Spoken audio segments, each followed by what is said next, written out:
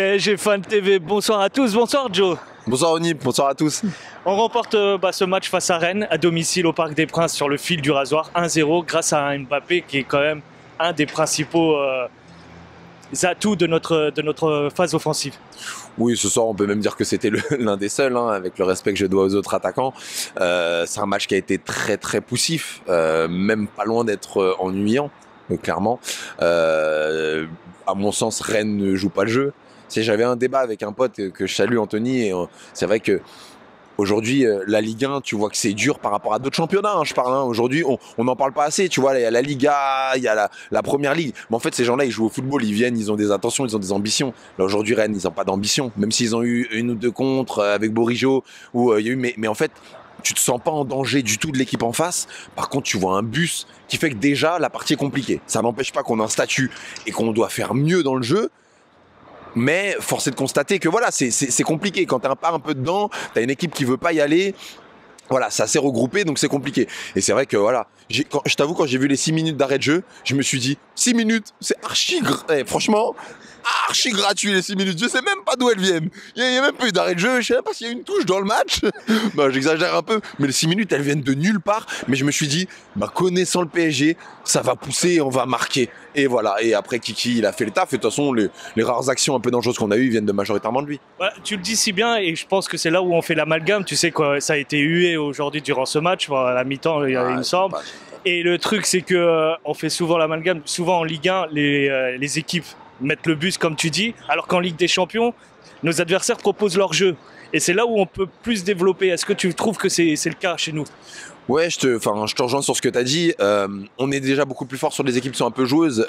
La différence pour moi entre Lille et Rennes, même si on nous donne quelques buts sur Lille, c'est que l'équipe, elle vient, elle a de l'intention en fait de jouer, elle est dans son stade, et nous en fait on est fort à ce moment-là. On crée, il y a des espaces, c'est du coup pour coup. En défense, comme on est relativement solide, et tant mieux parce qu'on commence à avoir une certaine solidité. Prenons aussi les côtés positifs de ce qui se passe.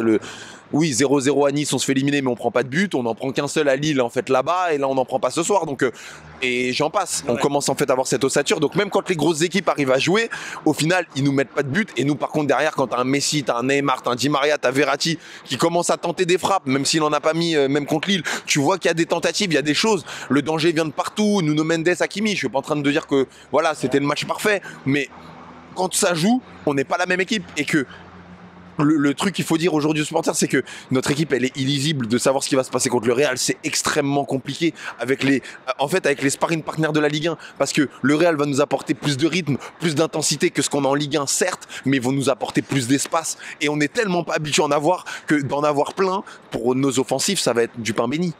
Alors là où je vais t'emmener, c'est sur l'état d'esprit des supporters un petit peu. Là, tu vois, on est très proche de cette rencontre face au Real de Madrid. L'état d'esprit est un peu négatif ces derniers temps, ces derniers jours. On a pu entendre par rapport au huet de nos supporters. Est-ce que toi, tu arrives à comprendre qu'il y a cette scission entre les supporters et le club ? Ouais, ta question elle est lourde. Moi, je sais, voilà, j'ai plus d'amis dans le football, mais c'est pas grave.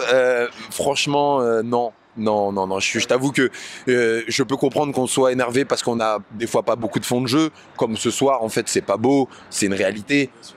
Maintenant, j'ai connu trop de trucs dans le football, notamment en tant que supporter du PSG. C'est pas pour faire mon mec démago, mais en 2008 où vraiment on souffrait, que moi, quand je vois qu'on siffle, que nos supporters sifflent à la mi-temps à un 0-0 contre Rennes, tu siffles ton équipe. Pour moi, siffler ton équipe, c'est tellement grave, c'est tellement un truc de fou.